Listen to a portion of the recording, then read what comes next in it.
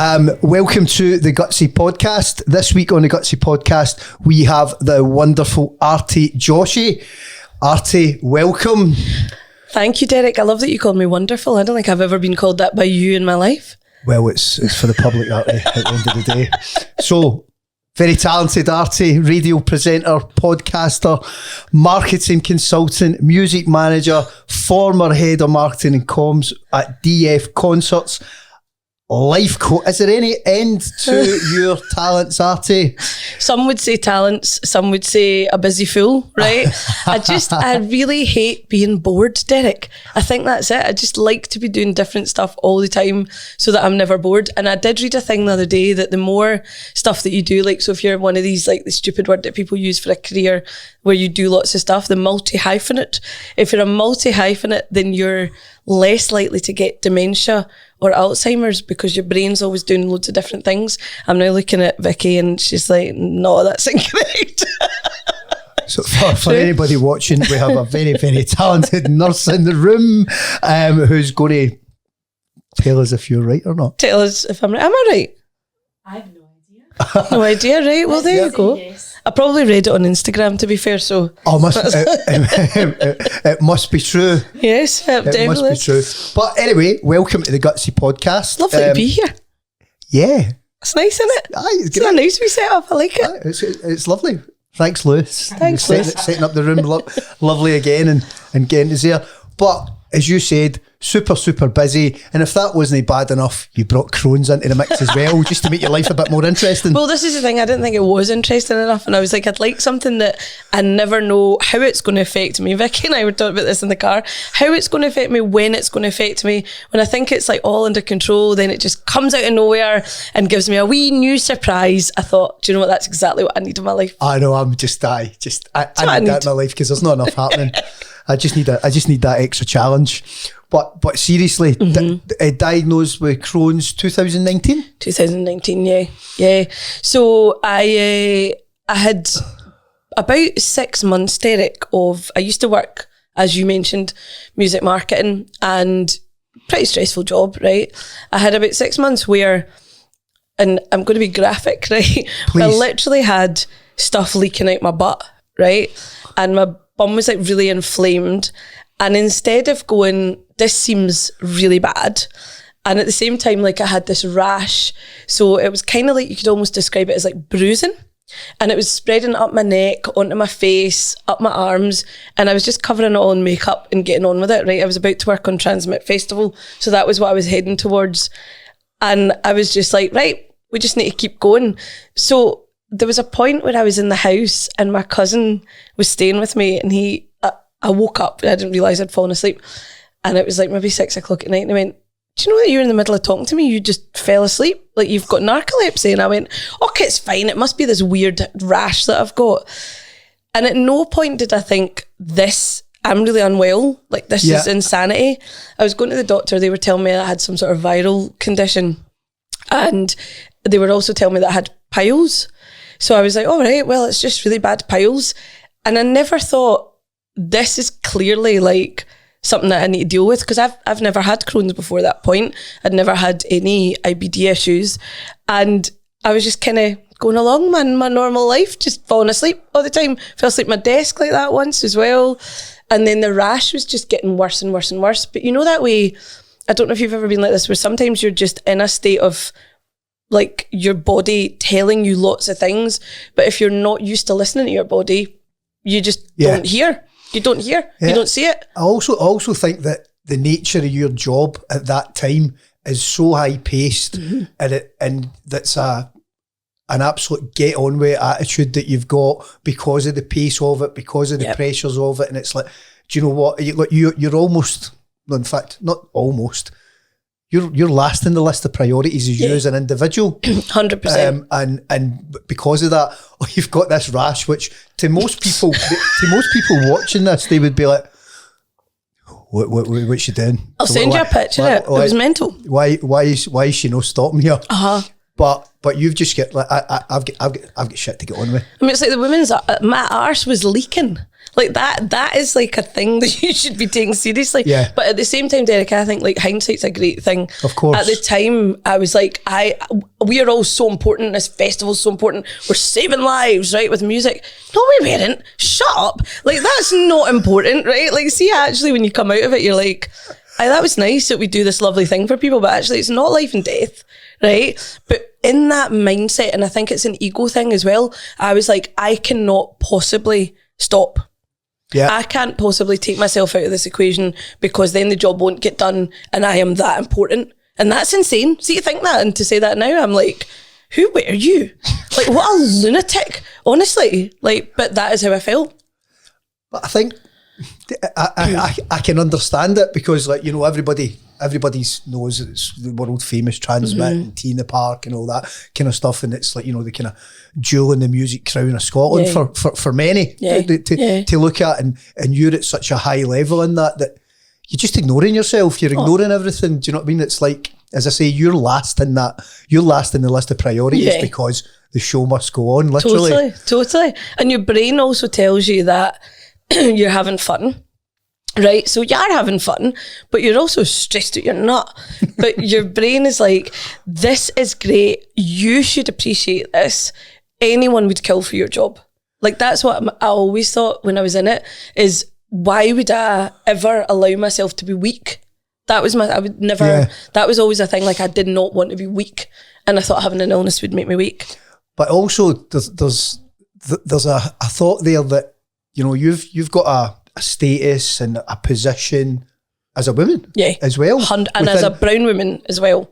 Massively. Very much so. Yeah. Within a very male, white dominated industry. Massively. So there's that battle in that as well. Yeah. Well, I think I carried it a bit. Like, there was a long time where I think most women probably have had this in business, where you don't think that you have had to go through stuff that's difficult. And then when you actually realise that you have, it's like somebody going, here's all this stuff that you haven't thought about, and you put in a box for however long. Yeah. But I definitely got to a point, particularly kind of around like Black Lives Matter and things coming to the fore a bit more, and me being like, oh, actually racism is a thing. Which I think, because I had convinced myself I hadn't really experienced it, I then got to a point where I was like, I have to do this so that young girls that look like me can see that that's something that they can do. Yeah. Because if you don't see it, you can't be it. And I 100% think that's true. So I did feel, and I put that pressure on myself, right? Nobody put that pressure on me.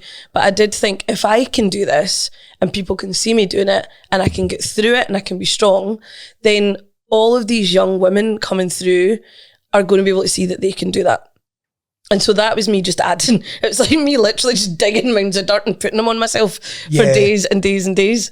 So that wasn't enough, so you put Crohn's as well? Yeah, I just added Crohn's into it. It's great. Throw that in.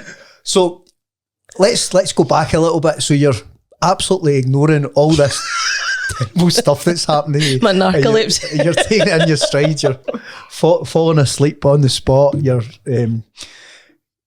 leaking out Mars. Your bum. Which is no laughing matter. But, no, it was horrendous. But literally the show had to go on. Yep. Transmit that full weekend, everything that goes with a show that size, a festival that size, and it's full on. I'll tell you a funny story though, right? So I think this is the thing with any bowel disease. There's the worst times of your life, right? But there's also these really lovely, funny moments where you share with people, right? And I had on the weekend, there was in the porta cabin that I was in, there was a door out one side, a door in and a door out the other side, right? So some people that don't know porta cabins, sometimes you only have one door in and out. Yeah. So I had this door next to my desk, which my team were calling my fart door, right? And I would go out and fart outside that door and then come back in. And it was only at the end of the weekend they were like, by the way, you know that we can hear you every time you go out there. And I was like, it's not the bass. Cool guys. But also like just things that I think about on that weekend. Like I was basically going in the toilet and stuffing my pants with like toilet paper to stop the leaking, right? And I thought that was acceptable. That's mental. But it's survival mode. It's totally just like, I'll just get through it. I'll go and do my 20,000 steps. It'll be fine. But do you know something? Like, obviously, at this point, You don't know you've got Crohn's. You've not had No, you've not no had your idea. diagnosis. No. You've yet to. I think I've got piles that no one's ever had. Yeah. Must be Indian piles. You've got supersonic piles. But you're in survival mode and you're just getting on with it. But even over this kind of the years and obviously seen what my mum went through and stuff like that when I was growing up, and then getting to know so many people within the inflammatory bowel disease community, that's what they do. Eating to get by, to have that, what people would say normality, what that is. I need to do that, and it's like it's total survival mode, and you hear it all the time, and you can have a laugh at it now. But it's funny serious. now. Yeah. It's serious, so serious, and I think that's the thing. Like, hindsight is a great thing, right? Absolutely. But now, the minute that something is abnormal in my body, I question it. Yeah. And I think about it and I listen to my body. But it's that thing, you see what happens when you don't listen to your body. And I think, like, when people are in pain, there was almost this thing as well. I think when I was in that space where to be weak was to be vulnerable, which now I'm like, let's go, let's be vulnerable, right? But at the time I was like, I will not be that. But I think also for a lot of people to even talk about anything that is down there is really embarrassing, right? And it's also really difficult to say this is what's happening. So I think it's almost like you almost cover it up just hoping it'll go away, which is also mad. I know, but it's counterintuitive, isn't it? Very much so, because you're just, it'll go away, it'll go away. So for you to start where you are now to where you were then is, it's a total 180, because you were ignoring absolutely every sign in the history of the universe for somebody's body. Just that's the all rashes, the leak. Put some powder on it. Fine. But now you listen to everything in your body, because that is the right thing to do. But think like whether it's somebody with inflammatory bowel disease or not, so many people are like that. And it's I used to think it was generational, but I actually don't think it is now, because your wee granny, I don't want to go and bother the doctors while their legs hanging off. Do you know what I mean? That'll be fine. Totally. Stick a wee plaster on it. But I used to think that was generational, but I don't think it is. No. I think it depends. It's like, it depends on your personality as well, right? But I think if most people are programmed to just keep going, right? They just want to, it's like what you say, you just want to get through it and be fine. So you think if you just keep going, that's what will happen. And it's mad, because when you think about it, it's like, well, what if you just went and got help straight away, and then you almost like cut that off? So if it was like you just dealt with it, like, why is that not a good idea? Why do our brains not tell us to do that? Maybe if you catch it early, mate. That's a good idea, isn't it? That's a brilliant idea. That would be the advice now, wouldn't it? So the advice to anybody, if you feel something, go and have it looked at, please. See little things as well, Derek. Like I remember that rash and thinking, I've got eczema. So I remember thinking, this is not my eczema. And everything in my body, my brain, I knew that. Like, I knew it wasn't. I knew it was to do with whatever else was going on in my body, but I ignored it.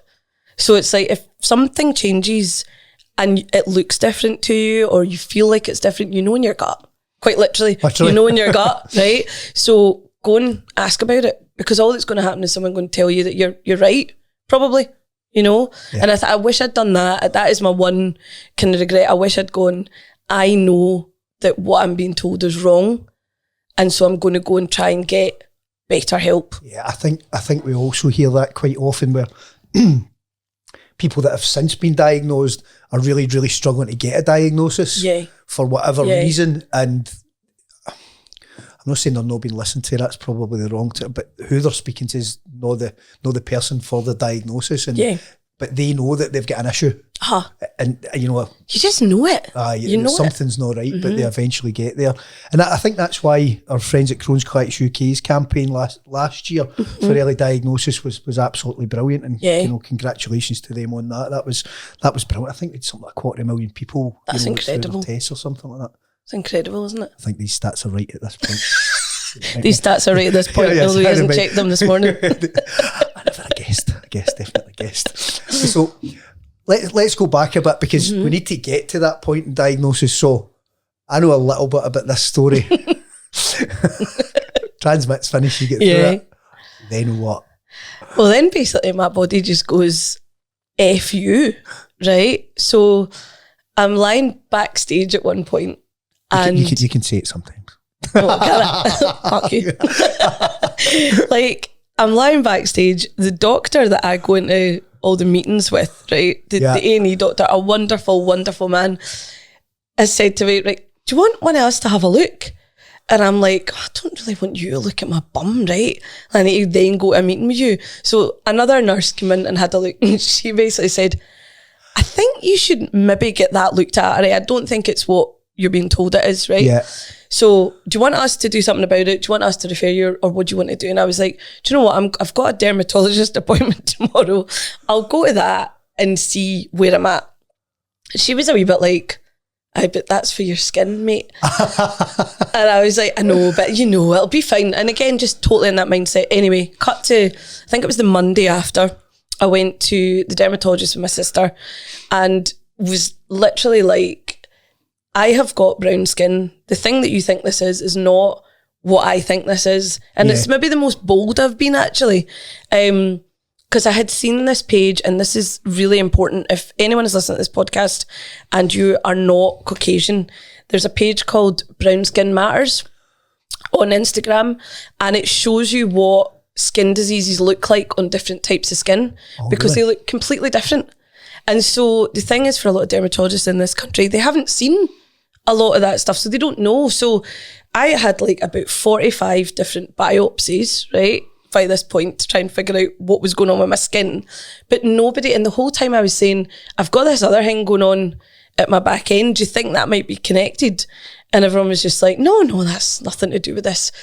So anyway, I went to the dermatologist. My sister was with me, and she said to me, you do not look good, right? When we came out, and I went, I feel fine. And she was like, we're going to A&E right now. You're not fighting me. I'm not speaking to you about this. That's what's happening. Anyway, I went to A&E. I went into triage, and they were all like kind of talking about me a wee bit like behind my back, right? And I was a bit like, as if you weren't there. What's going on? And they were like, so what have you been doing this weekend? And I said, I've been working a festival. And they all looked a bit confused. And then they were like, you're basically on the verge of sepsis. Like, you've got 2 big abscesses in your bum, basically. And we don't really know how you walked in here. And I was like, oh, it's fine. I'm grand. And I went and had an op that night to get the 2 abscesses removed. And what they found was that I also had a fistula. Yeah. So that was what had caused it. And it must have been there for a long time.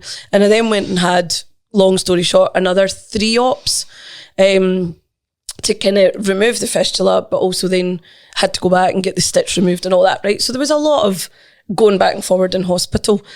But see, when over I look what back, period of time is that? probably like a year and a bit. Right.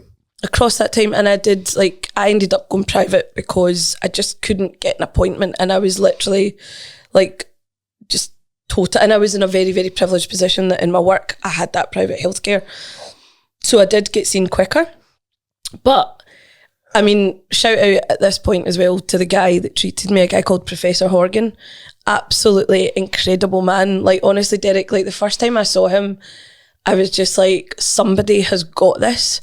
And I think, like, I feel quite emotional when I say that, but I don't think that I felt that until that point. Like, when he came in to see me and he was like, this is what's happening for you.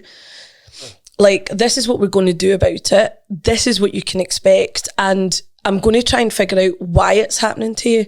I was just like, cool, amazing. Like, and he would be like, do you have any questions you want to ask me? Always. And he would always just have a bit of a chat as well. And I was like, this guy's incredible. And that's insane, because that's the basic, right? But I didn't, like, when I first went in for my abscesses, because I went in to A&E, it was literally just like, we're dealing with that. That's done. Yeah, off you go, right? That's a serious emergency at that point. If you're on the brink of sepsis, exactly. I mean, that's. Oh no, it was fine, Derek. I was totally fine. Hi, you'd a gig during the week you had to go on with. I mean, I do remember like coming round from the anaesthetic and taking calls, and my mum looking at me literally like, "What is wrong with you?" But I was just like, "No, I need to do this because I'm that important." But that's it. It's like, that's insane, right? like what my taking calls about, like graphic design stuff that needed approved. And I was looking at it like on my phone and going back and approving it and checking on my emails and everything when I was still like out my banger. Like, I was like, what are you doing? What are you doing? And then the nurse is trying to pack my wound at one point. And obviously that's like really painful. So if anyone's had that done, probably the most painful thing I've ever had in my life is having the packing taken out the first time. It's like the absolute worst, but incredible. Like the staff were amazing. The nurses were so nice to me. They were so funny. They just like made me feel like a human being again, right? Yeah. And I remember lying on my front, she was putting the packing in and I was like emailing, right? And the nurse just went, can I give you a wee bit of advice? And I was like, absolutely. She went, put the fucking phone down. And I was like, right, I know. I think you're right. That seems like a good idea. Well, at least she agreed. Some people totally, wouldn't they? I'm wildly important and I can't possibly put this down. Just you back away, love. It's so funny. I was just like, yeah, I think you're right. But it's perspective, isn't it? Absolutely. Because looking at that, you know, from an outsider looking in, I think most people would go, "That's insane." It's mad. It's quite the sight. You sitting on the phone, but anyway, getting packed, and then so after all of that, my wound just didn't seem to heal. So I was going to the nurse every day to get it packed, and after the third op, I kept like getting a wee infection. Yeah. So Professor Horgan was like, "I'm going to send you to one of my friends who is one of my friends. I'm going to send you another doctor who is a Crohn's specialist because I think you might have." And at that point, Derek, I was like, what? Like, because I didn't understand Crohn's. I didn't really know what it was. And I thought that this was like the end of my life. Yeah. Right? That is how I felt. Yeah. So see it at the point just before that. So you've had the ops and things like that, and are they just confused on how it's happened at that point? They're just not quite sure. They thought it was stress in the initial abscess situation, the fistula. They thought that the kind of underlying cause was stress and a long-term stress, which obviously I've always just gone, I'm not stressed, and believed that. So I think I must have just done it for a long time. Because in your job, it becomes normal. Yeah. You know, you're working at a level and working at a stress level as well, with so many things coming in that's your normality. Yeah. And, you know, that's just every day. It's like you exist in the adrenaline phase all the time. And I remember, like, I now coach on burnout because I've had it. I probably lived in it for like 5 years, right? Yeah. And it's really interesting because I always thought the point that you should identify being stressed is the very end point of burnout. So it's when you've like disconnected a bit from your friends and family. You are quite distant. You're just so obsessed with one thing. You're so tired. Like, I mean, it's so funny. It's like, you're so tired. I was literally falling asleep, like just on the hoof, right? And completely like drained of energy. But what I was doing is replacing that with the adrenaline for the job. So I was just like plugging myself into the matrix basically and just keeping on going. And when I stopped, always after a festival, anyone who works on festivals, you ask this question too, when you stop, you get sick because you've existed on adrenaline and 2 hours of sleep for a week. And that's probably not good for you, right? No, definitely not. Definitely not. But it's so fun. And I think that's the thing, like, because it's fun and because it's like drives you forward and you're excited by it, you keep doing it. It's like a drug. Of course. You know? No, I definitely get that. But you need to... You need to stop. It catches up with you, love. Well, I'm 45 and it's definitely caught up with me. But you're better for it now. Better for it now. You're better for it now, definitely. So,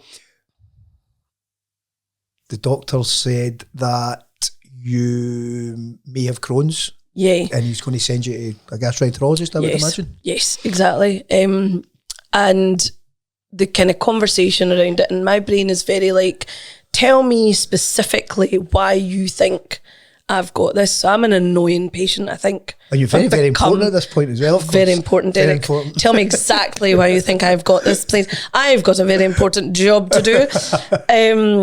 like if that was me and I was seeing me, I would be like, this woman is a knob.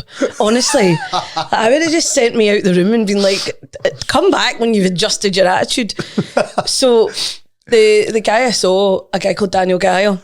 I know Daniel. Who's lovely, right? Very straightforward. The first time I saw him, I did not want to hear that I had Crohn's. I'm going to ask him what you were like, actually. I made him the problem in my head. Like, so he suggested, and it's funny because he suggested that I had Crohn's. So first of all, I was like, no, how do you know that? How have you got to that point? And he was like, well, it was in an MRI. And I was like, no, I mean, I don't have that. I just had an abscess and I'm fine. And he also suggested that I go on some tablets. Now, this was just before COVID. And I was really, I've got quite a few other autoimmune diseases. So I've got high blood pressure, I've got eczema and asthma, right? So I'm like carrying all these guys around, having the best time of my life and just about managing them. And great Indian genes. Moved from Kenya, guys, moved to a cold country, eat the wrong food. That's basically what happened to me. He's like, my family are not designed, their bodies are not designed to cope with this climate or the diet, right? So a lot of it is that. But I then like go and see Daniel and he says, right, I'm going to put you on these tablets. I say, right, okay, you're going to go to the doctor every day and get your blood checked because they're pretty strong and basically even that. And I'm like, I really don't want to do that. In my head, I was really against it.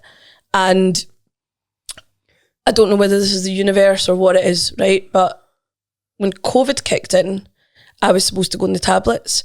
And so I couldn't, because I couldn't go to the doctor every day to get my blood checked. So basically I had a conversation with him and he said, how are you feeling just now? And I said, I'm really good actually. Probably feel the best I've felt in like 3 years. Have you got any issues? I was like, no, literally no symptoms at all. And this is something that's quite important. I was symptomless the whole time. So other than the fact that I had this huge abscess and then the fistula, like actually, other than when that kicked in, I had never had any symptoms. Yeah. Right? So I have always thought that if you had Crohn's, you would have tons of symptoms. So didn't get on the meds, saw a nutritionist because my pal has Crohn's and was just a bit desperate at that point, right? Because I was like, what's going to happen? Like, what's going to happen to me in the next year? And because everybody, the world's going crazy the world's because of shut COVID down, as well. right? And it's like, totally. and no one knows anything about COVID. So you're like, so what's COVID going to do to my Crohn's? What is Crohn's? I've not even read anything about it. I had no information, and that's probably the key point. Is that at no point did I have any access. Like now that I know about the Catherine McEwan Foundation, I'm like, I could have talked to you guys about this, but I didn't know that, right? So surprising, Dan Guy, I could have told you about our Q&As that he was actually on at the time for COVID. Very sloppy, Dan. But then part of me is like, was I just not hearing it? Probably. Did I not ask? Do you know? Because possible. I was so in like this, I don't want to have Crohn's space. But you hear that so many times, it's like I don't know, people are probably, you know, there's a fear factor in it because someone's telling you you've, well, at this point potentially got another nice autoimmune disease. Here, add this to your pile, mate. Go, mate. Charge on. You get 5 now. But you know, another lifelong condition that you don't understand, and obviously you don't want. Take it back. Aye. You know. Aye. Could just, if you can sort that out, mate, that'll be lovely. So you're in that denial space, you know, and a lot of people are like that, and it's human nature. It's human nature. Because you don't want anything that might stop you. It comes back to that, right? And I was very much an overachiever at that point, and went to a nutritionist. Basically, had a chat with her. She kind of said, "I think that you've had so many antibiotics in your life. You've already had like a bit of a propensity to Crohn's." Now, I don't know, right? But this made sense for me. And that's kind of been part of, because you'd so many in such a small period of time, which I did, because they were giving me antibiotics for the viral thing that I had, which was not a viral thing. It was this abscess, right? And I've had antibiotics my whole life for all my other autoimmune collection. And so she kind of said, look, I think that might be what's triggered it. What do you want to do? Like, and we had she's amazing, a woman called Nikki Haldane, like absolutely changed my life. Yeah. You know? And she said, why don't you try gluten and dairy, remove that, because also you've got eczema on you. And I was like, I'd never even made that connection. And honestly, Derek, within 2 months of not eating it, like, and this is literal touchwood stuff, right? Because that's maybe about 3 years now. I have been really well. I've had the odd wee flare up. I've had the odd, I definitely have Crohn's. Now I've accepted that. Like, I do get the abdominal pain. I do occasionally have like days where I'm absolutely shattered. I have like kind of days where I need to be near a toilet. But I think I've said this to you before. I feel like I've got imposter syndrome now because like I don't feel like I have Crohn's. When I talk to other people with Crohn's or colitis, like they have a horrible time, right? And I'm like, I'm okay. Like I live life pretty. But when I talked to you and you were like, yeah, but you still have it. Like you still had that bit before that was mental. But it's, I get where you're coming from. I don't agree with you, but but that's your symptoms. That's your Crohn's experience, and so many people's experiences are totally different. Yeah. You know, how they get it's totally different. And it's, you know, it's all different factors, but you still have to live with it. You still get the effects of it. It's there. It's always in the back of my mind. Yeah, absolutely. But I think also you've been pretty good at that self-management bit of work that not everybody's good at, and or haven't found their route to that. Yeah. Because I think you've had some solid advice that's worked for you. Yeah. Now, that advice won't work for everybody. No. We need to be clear on that. That is the thing, isn't it? It's like with this disease, there is no, here, just do this. No. That'll work for everybody. And I think that's part of the problem with it as well, is like, well, you have to find your individual road with it and your individual journey. And that can be really long and really tiring and just a lot, right? It can be a lot. And it's little things as well. Like I say, Crohn's doesn't really affect me. But if I go on holiday, I want to have an ensuite. Intimacy is absolutely, I've got a massive scar on my arse, so it looks like a big smiley face now, but it absolutely has stopped me probably for the last 3 years from being intimate with somebody because I just am really conscious of it. Yeah. And I'm trying to do some work to get over it, but it does impact you. So it's like, it is there daily. It just, for me, is a bit like, it's really easy to go, I'm fine. Day to day, I'm fine. So it's fine, you know? Yeah, but that is probably the most common phrase you ever hear when you speak to somebody with IBD. I'm fine. Mm-hmm.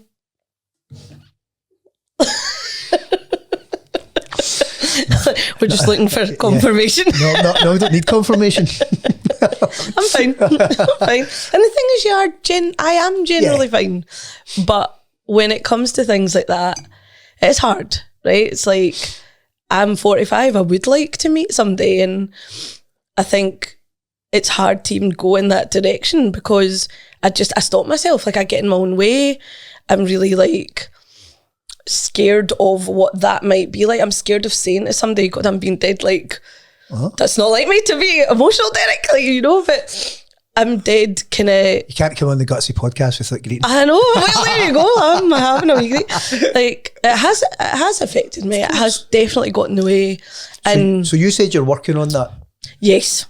What are you doing to work on it, if you don't mind me asking? I am I'm having some therapy around specifically love and relationships because I'm shit at them. I've been in 2 long-term relationships, and when I've come out, I like being single as well, right? I really enjoy being single, but I would probably like to have a bit more action. So like I'm trying to do some work around basically accepting myself for what I am and being okay with that. Like, and if I'm okay with it and someone else is not, then that's a them problem, it's not a me problem. Getting to that point though is still, I'm like, it's totally a me problem. So I want to get to the point where I'm like, cool, if you're not cool with that, then you're just not my person. Absolutely. And that's fine. You know? But it's having that confidence to project that and you feeling comfortable within yourself to do that. But the great thing, just listening to what you're saying, is that you recognise it and you're working on it and try to develop and try, you know, you're living with your inflammatory bowel disease and a couple of wee things, and they're fine. They're all right. This other one's behaving badly, but you're working and developing yourself to try and be it sounds like, no, it's an old Well, it's cliche, the best version, of right? yourself. I am, yeah. To achieve what you can be and your full potential as a human being, Totally. and get on with life and enjoy life. Yeah. And I think that's something that's really important. And I have to say, I really admire you for your attitude towards it and the way you've done it. I know you can, Don't make me cry again. No, but it's really serious what you've been through, obviously, and a lot of the people watching this will be able to relate to a lot of it. But your attitude in it, and it's really positive. It's self-deprecating, and you putting a bit of fun in a really shit situation. You know what I mean? But it's you recognising it and accepting it and making steps towards being better, looking at that the therapy bit, because let's face it, it's not all, a lot of people, as soon as they hear inflammatory bowel disease, Crohn's or colitis, they think of it's toilet physical, issues. totally. And it's so much more than that. You and I have talked about this. So much of this disease is the mental side of it. Like, absolutely the physical is horrendous, right? Let's not take away from that, and can be horrendous. And when I'm sitting on the toilet, like in Tenerife, like in my wee ensuite, like not going out for the day because I'm like, oh my, I hate my guts and my guts hate me. Like, those are not good days. But I do think the mental side of it, like if there's a way to get almost your arms around that a wee bit, because there is help, right? And that's something that you guys do so well. Like, if you even just talking to somebody, like I think I said this to you, like the minute that I started talking about my Crohn's, I started to feel better about it. When I was doing that thing of like keeping it inside and not talking about it and denying it, it was making me worse. Yeah. Like the minute I spoke to Nikki, the nutritionist, about it, I felt like that was the first time I'd ever actually spoken about it. And she kind of said, what about your family? Do they have, I think you've talked about this. And I was like, no one in my family's got anything. And then a few weeks later, I phoned her and I was like, I think everyone in my family's got something, but they just haven't been diagnosed. Like, because they don't smell great when they go to the toilet and they all have like sore stomachs, right? But again, it's something that a lot of people, particularly in the sort of Asian community, you don't really talk about it. No. Right? So it's like, if I had one bit of advice for people, I'd be like, talk about it, find your people, get them close, be like, sometimes I go to the toilet, it's fucking horrible, I have a horrible time, I'm really sad sometimes, like, it makes me so tired, this is how it's going to impact me, and this is what I need you to understand. So if I cancel on you, or if I can't do what I used to do before, like sometimes my friends, I have these conversations. I was a total party girl, Derek, right? Like for at least 20 years. I can't do that anymore. Like, and the acceptance on my side was hard enough, never mind from my friends. And they've been amazing. They've been so supportive. Like, but sometimes people are like, why can you not do that? And I'm like, 'cause I need to go to bed. Like it's lit, and some of that is age as well, right? But a lot of it is that I know if I push my body, my Crohn's will say, right, up yours, and that's just what happens. Yeah, So yeah, I think a lot of it is like the acceptance of it. But that comes, but with that whole acceptance bit comes that self-management and how you do it as well. Yeah, and I think because it's on you, right? It's a lot of this is like you need to be the one to be like, right, how am I going to deal with this? Yeah, especially with something like this, and it's something that we've spoken about before. Your medical team don't have a magic wand. No. And I think sometimes people think that they can go to the medical team and go, well, there you go, just take some of that and that'll be you fine. Yeah. And do it. But it's a very much a two-way street, isn't it? It's a team effort that you need to work on that, and that might be with one or more people, the likes of your nutritionist, your IBD nurse, your consultant, whatever the case may be, and working on that to find the solution that works for you. Yeah. And if that solution starts to not work, then try to find something Change else and hopefully doing that. When you were first diagnosed, I think a lot of people have challenges speaking about it. Yeah. Now, I know how outgoing you are, and you're a bit on the outside. I know that. I know, but but how did you feel about sharing that with people? Did you keep it to yourself for a while, or? Yeah, like a good year. I spoke to my friend Jenny about it because I knew she had Crohn's. Yeah, and that was where I got the nutritionist number. But I think even my family, I was really like, and I remember my sister, actually, she's amazing, right? My sister is incredible as a human being, but also just as my sister. And we're really close. And one day she just said, why are you so fucking weird about it? And I was like, oh, okay. And she was like, just talk about it. Yeah. I need you to tell me what's happening so that I can help you. And I was like, oh, okay. And she was like, if you don't tell me, you just going to, and she's quite direct and mean sometimes, right? She's like, but you just going to sit on your own and shit yourself, is that what you? And I was a bit like, oh, God, right, okay. And I think that kind of made me go, right, I need to talk about this. Yeah. But I do have very supportive friends and family that I talk to about everything. So I'm lucky. And I'm not sure that everybody has that. No. And I think sometimes you do recognise I do recognise that I genuinely am lucky with that. And it became, like, I sent an email. This is so weird. See, when I think about this, I'm like, you absolute weirdo. I sent an email to all my friends, probably my closest, like, 20, right, and family, and said, You've got 20 pals? Really? More than 20 pals, Derek. How many have you got? Two. You've got too many, mate. Try to shift mine. My dad always says that one only needs one best friend. And I'm like, what something happens to them? What am I going to do? So I sent this email out, and it was basically like, I've got Crohn's. This is the things that I need to now do. It's like, see, when we're going out for dinner, I can't eat gluten or dairy. I know that's dead annoying, but it would be amazing if you don't mind when we're booking somewhere if I phone them first, right? And then I also said, because I've been told that exercise was really good. So I said, I'm on a fitness journey. I really, really want to stick to it. I want you all to hold me accountable. Right? Which again, see when I'm saying this, I'm like, what a tube. Honestly, imagine receiving that email and being like, aye, all right, mate. Like, and then I also said at the end of it, like, I probably cry a lot and I'm not feeling like my best self. Yeah. And for me to say that, I'm quite a positive person. For me to say that to my friends is a lot. I mean, right? we can absolutely slaughter your email at any point here. Like, it's mental. No, but it's brilliant at the same time. It's an email as well. Who does that? Super wanky.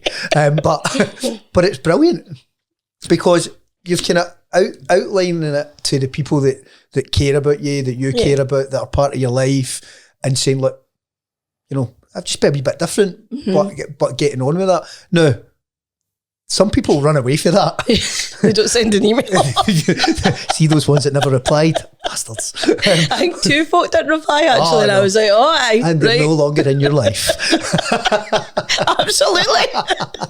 But some people will just generally run away because they're not equipped for stuff. Yeah. And people can't deal with emotion a lot of the time. And that's fine. And other people just embrace it. And some people are a wee bit too much. Yes. Yeah. And you run away from them. They almost take it on as their problem. And you're like, mate, you don't have Crohn's. like, can I just have this one for me? See, when you need the toilet, I'll take your hand. That'll be lovely. No. Standing outside the door, I'd rather you didn't. Aye. Don't need I'll that. no eat gluten or dairy either. Like, why would you remove that joy from your life? What are you doing? Like, just so we're the same. Aye. My perfect friends are the ones that tell me that when they're being honest, I am genuinely 8 out of 10. My allergies are 8 out of 10 annoying. And that actually, as much as they love me, like, if they hear me say that I can't eat gluten or dairy one more time, then they will punch me in the face. Like, but they are also the most supportive ones. They're the ones that pick the restaurants that cater for me. They're the ones that, like, have made it a joke that we all can, like, share, because that's how I deal with stuff. Humour is absolutely how I deal with stuff. There's no other way, you know. And like my pal Cassie, like she literally is like, I mean, do I feel for you?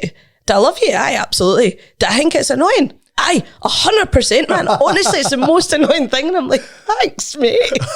Cheers for that.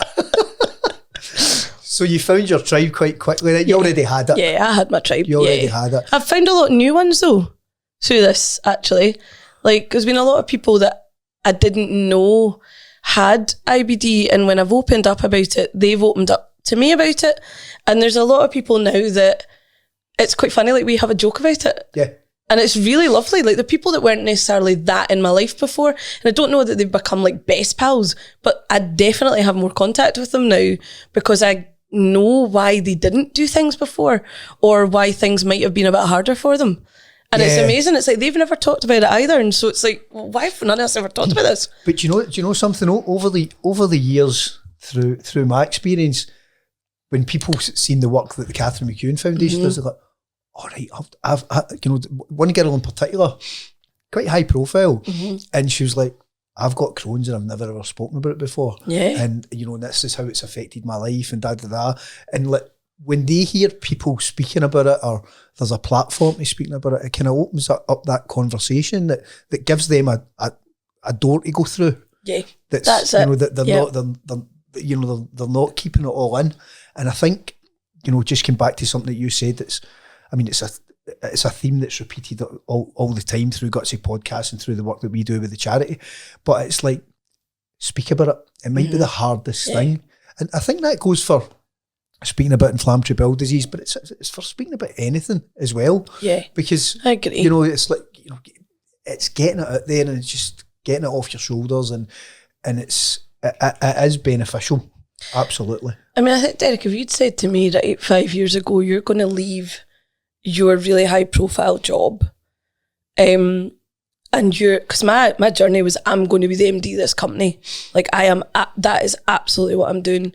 And you'd said to me, like, one day you're going to get asked why you want to be that, because I got coached, right? I went to a Future Leaders program and came out no being a future leader. I was probably the only person that's ever done that. I literally got sent away to like this £1,500 a session coach and that is what changed my life, right? And this was before I got ill, so it was kind of all part of a journey. But I remember she said, she was like a Greek New Yorker, and I'm not even going to attempt her accent, right? But she said, I can't go stage right there. Like, she was like, okay, you want to be MD, that's great. And then that's your journey and that's why you're here. And this was all about like making like an employment promise, and it was going to be a promise between me and my boss and all this. And she said, can I just ask you, like, why? Why do you want to be MD? And I was like, what? And it was like my entire world just fell out, quite literally out my arse. Like, I was like, what do you mean? And she was like, well, what is it about being MD that makes you happy? And I was like, well, because that's where I'm going, and my mum and dad expect it of me, and they didn't, by the way. And, you know, like all of these people have fought really hard for me to be in this position. And then she was just like, but why do you want it? And I remember being like, I honestly don't know. I honestly don't know. And I had like a proper meltdown. And then what she did, which was incredible, is coached me on what made me happy. Yeah. And when I came out of that, I was like, okay, what is life? Like, what am I doing? Like, I didn't spend time with my friends who I love. My family would be secondary. I'd be on the phone all the time. Yeah. My life was my work, and my work was my life. I was stressed. But that's a really challenging thing, isn't it? Because there's some people in life that you meet, and they are one and the same. They're defined with what they are. If you cut them open, it's their DNA. It's their everything. And then you've went into this coaching session. And you went, whoa! Do you know when you literally like the butt just falls out your world? You're like, I don't know. Then who am I? Like, and so I did quite a bit of work with her to figure out who I was, what I wanted to do. Yeah.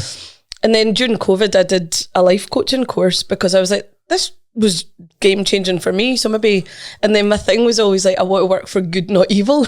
It's like I'm in the Sith or something. It's a Star Wars. And I like came out, and at the same time, around about COVID time, I got a job.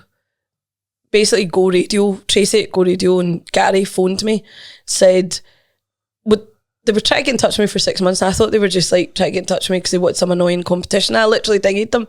Like, so this again is a universe chat. It's like they literally didn't give up. And then when they finally got a hold of me, they were like, we want you to host a show. And I was just like, sorry, are you guys crazy? Are you unwell? What's wrong with you? That was my response, right? And they were like, we want you to present a show on the station. And even to this day, I'm like, what? Why? And instead of like, that's what I would say to people is, don't say what and why, just go, right, cool, and figure it out after if you want to do it. And now I do that. So I became a presenter. I became a life coach. COVID happened. I started to realise that when I got coached, the coach asked me, how do you feel about your job just now? And when you have your own words reflected back at you, that's mental, right? So she said, do you realise you just said that you felt like you were drowning and on fire at the same time? And I was like, no, that seems mad though, doesn't it? And then she said, how do you feel? That's it. What? And then she said, how do you feel about presenting and coaching? And I said, I feel really light. I feel really good. I feel like I've got time. Like it just makes me feel really happy. Yeah. And out of that came the name of my coaching company, which is Freedom and Joy, that I run with my best pal, which is lovely, right? And literally we set that company up in one night, and the name of it is both our values. So mine is joy, hers is freedom. And it's like, well, that's what I want to chase in my life. And that was the start of being like, well, I think I need to change then. I think I need to do something different. Yeah, but so I would go back to you then. You said you went to a leadership course and came out not a leader. Future leaders. But you're a leader in a different way. It's just the way that you thought it was. Yeah, exactly. Because leadership's about vision, right? So it's like, even if that vision is just for your life and people around you, and I have that for my clients now. It's so nice to unplug me from the conversation, because as a coach, contrary to some weird programs on the telly, you're not meant to give advice. You're not ever supposed to like tell people what to do. So you literally are sitting in the space, holding a space for other people and saying, well, what is it about? Like, you're curious. You're like, why did you do that? What happened? What would happen if you did this? And what has happened is that I've realised that the thing I'm interested in is people. Like, I'm dead interested in people. I'm a nosy bitch, right? And so coaching's a great job for me. But I love people, and I love seeing people achieve their potential. And that's what this allows me to do. Brilliant. But I also think that people listening to this on the GUTSY podcast will hear your incredible journey and be inspired by it. Well, hopefully. I mean, and if it could help anybody, then that would be amazing. Even one person listening to this going, oh, actually, that happened to me. I relate. That's enough, you know. Do you know something? That shared experience and being able to relate to somebody's stories it can never be underestimated, the power of it. No.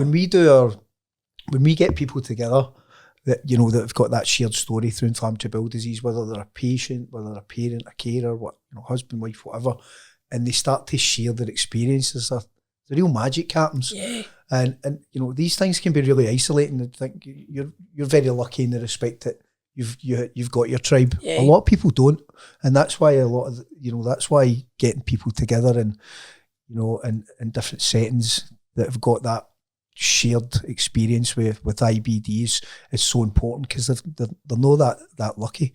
But they all share something in that. So it's something that brings you together, isn't it? And if there's one thing that brings you together, all the other things are almost a wee bit irrelevant. Sometimes you don't have to have loads in common. You just need to have a thing that you can talk about. Yeah. And I do, like, that's something that I think about a lot. I think the thing that makes me sad, like, you know, you have those moments where you're like, oh, I'm sad about something. The thing that makes me sad is anyone that would be going through something like this on their own. Yeah. Like, because Catherine McEwan Foundation exists, so you don't have to. But also, if you, like, I just think if you are going through something like this on your own, you would just go round and round in your own head. And no one like my sister would pull you out and go, just, what you doing? Right? And maybe you don't need someone to go, what you doing? Maybe you need someone to go, are you all right? Or just like, listen, you don't seem yourself. Do you want to talk about it? Yeah. So I almost think the advice is a wee bit like what we talk about with allies generally, right? It's like, it's for your friends and family that if they notice something different about you, ask. Just say, like, what's going on with you? Do you need anything? Are you well? Like, what can I do? I think it's like when the support network asks if you're okay, you're more likely to talk. Whereas maybe putting all the onus on the person that has the disease to talk is sometimes quite difficult, you know? Yeah, but I think that's good advice for anybody. Mm-hmm, yeah. Not just our inflammatory bowel disease community, because, I mean, we talk about it all the time, but talk, it will definitely help you. I mean, you and I don't really have a problem with that. It seems... Don't chat much. don't chatty. Don't chat much. So, we're just going to do some quick fire stuff, Aarti. Right. No pressure. You've not even told me what these are, which is what makes me slightly nervous. Right. They're easy. Right. Aren't they though? Right. You're a couple of years down the line with your Crohn's. Yeah. Living with it reasonably well. Mm-hmm. You know, your self-management's pretty great. Mm-hmm. You're still working on stuff. what would be your 3 tips to anybody watching or listening to living with IBD? I mean, surprisingly, talk about it, right? Talk about it. Listen to your body and find the joy in the good times. Like, when it's good, celebrate that. Yeah. Like, don't take that for granted. Definitely. Sure you've not seen these? You've practiced that. Oh, definitely. I do think about that quite a lot. It's just one of those things I do think about where I'm like, sometimes it's really, see, especially for me, my skin's always my first indicator. So if my skin goes mental, likelihood is my Crohn's is doing something. Yeah.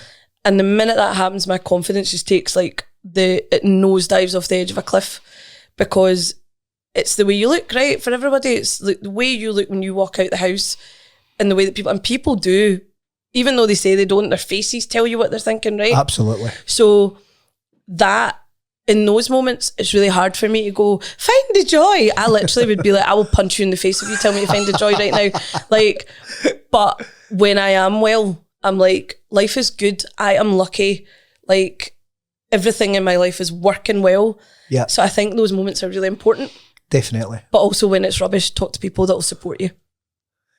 Yeah, don't be yourself. Reach out and try and get help. Aye. You know? Definitely. What are your 3 most asked questions about your IBD? Oh, definitely mostly based around shitting, right? So like, all my friends, what happens if you eat dairy? I shit myself, right? Just so everyone knows that's what happens. Not quite literally, but it's quick. I get asked a lot about what it actually means. Yeah. So like, what actually happens to you? Mm-hmm. Which I think is quite a good question, because like you say, for everyone it's different. So a lot of my friends have asked me what it's like, and because I bring it up, my friends will say, the other question is, have you had sex yet? Like, that's definitely one of them. Shagging. So that answer is currently not yet. I'm working on that. I'm definitely working on it. 3 things that annoy you. About the disease. That I could plan. I'm a planner. I plan everything within an inch of my life usually. These days I'm trying to be more loose. Quite literally. Well. But I think the fact that it means that sometimes my plans need to get ripped up and thrown out the window, that's hard. But do you not think that, see, because you're pretty open about it, Yeah. and people understand that, and it's not, see, if you were a closed book, now I know people like this, Yeah. that have maybe not told people their situation and stuff like that, and they've just been, they're so unreliable, they cancel the last minute, we had the gig tickets, with the restaurant booked and all that kind of thing. The response of other people is totally different if you're going, do you know what, I'm in I just can't do it. You know, I've kind of got off the couch. You know, I'm just fatigued. Totally agree with you. You know, that reaction's totally different. Although some people, I will say, like, still think they're using it as an excuse. I have come across that. And it's people who, again, are from the old world that I was in.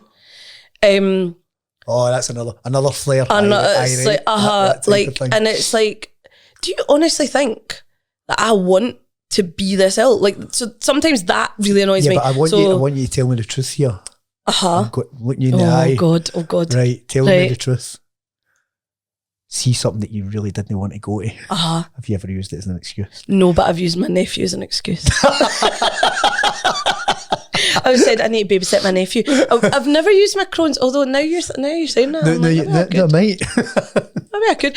I think if it's at all in play, I'll say it, because I know it's just going to get worse, right? So, and even if it doesn't, I'd rather not be, especially a thing I don't want to do when I'm feeling like that. Yeah, of course. But that's annoying when people are like, but I mean, what even is that anyway? That's annoying. Totally. That's really annoying. You've got a sore stomach? I mean, it can't be that bad. Can it be? You look okay. You seemed all right yesterday. Aye, That's the other one. You seemed all right yesterday. Oh, did I? Right? Like, I'm sorry that my Crohn's and I have not had a chat about what's most beneficial to you. Like, apologies. Like, do you know, like that annoys me. It's probably like, A, that it gets in the way of stuff and my planning, right? B, that people don't always understand it. And they're not very good sometimes at asking questions about it. Because the more you ask, the more you know, right? So that comes back to not being always on the people that have a disease. So if you're somebody that doesn't have it, ask the person that does what's happening. Yeah. And you might actually be more knowledgeable for the future. And the third thing that really annoys me is not having had sex yet. For like 3 years or something. I'm like, come on. That's a me problem though.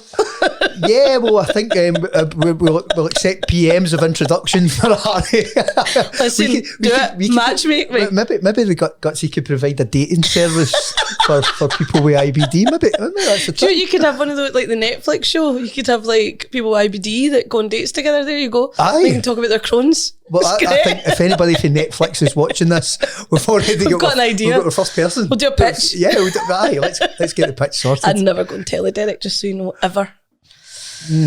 Don't believe you. Okay. Right. What does the future hold? What's your hopes for the future? I'm dead excited about the future. Like, I feel really good about it. I feel like I'm 2.5 years out of a job that I loved, that I thought not having in my life would completely like make me sad and make me different. And I had this huge thought in my head about who am I if I'm not Aarti from DF? Like, that was massive for me. Yeah. And I'm now in a space where I'm like, I see my friends, I see my family a lot more. Oh, but you're Aarti. I'm Aarti. I'm just me, and I'm figuring out who that is. But also, I'm so excited about the things I'm doing just now. Like this, I'm life coaching. I'm doing stuff with my best pal, right? That I get to hang about with most days and run a business with.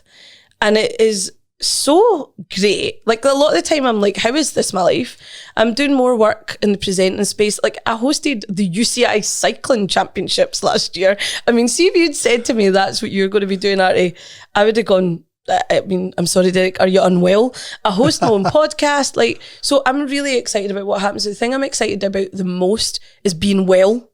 Like, I exercise, I go to the gym, I try and eat well. And I know all these things are never a guarantee, right? But they help. And so it's almost like if I can have my health, then I know that I can do all the things I want to do. Yeah. So that's my priority. It's gone from being literally the bottom of the list to being the top of the list. Mm-hmm. Because self-care is not being selfish. No, absolutely and not. I think the more people kind of get that in their heads, that until they're good within themselves and in a good place and looking after themselves with all the things that you mentioned, whether it's diet, whether it's exercise, and to me, when you say these, they sound like all cliches, but it's all marginal gains, isn't it? They're all these wee things that will help. Until you've got that, you can't be any better than anything else. You can't be the best that you can be. Totally. So I'm going to find a different way of saying this because I hate this phrase, but you can only pour from a cup. Like, if you've got an empty cup, you can't pour from it, right? So you need to fill your cup up first. Or your jug, whatever it is. So you are saying that phrase? Literally, eh? So you're saying the phrase you don't like. I hate it. I'm going to find a better way of saying it, right? I don't know whether it's like fill up your tin pan or I don't know, but like you need to be topped up. Yeah. Because when you try and give, you're given from an empty place. It doesn't work. So that's what I always think about. And I also hate the term self-care, but I don't know what else you'd call it, right? No, true. It's like, and I hate the word selfish. People need to stop saying that folk are being selfish because they're doing a thing for them. Absolutely. That's mental. That's not being selfish. They're doing something that they need. And also, see if your pals do cancel or they don't do something. Think about why they're doing that. If somebody's flaky, that's a different story, by the way. That's not cool. If you're just flaky, just stop that. Right, so we've established not to be flaky around you. Yeah, don't be flaky. I hate flaky folk. It's good to finish on a positive. Aarti, that was absolutely brilliant. Thanks for coming on the GUTSY podcast. You've been entertaining as always. It's really brilliant that you're in such a great place. It's great that you're healthy, and it's a pleasure to have you as a friend. That was fun, mate. Thank you so much for having me.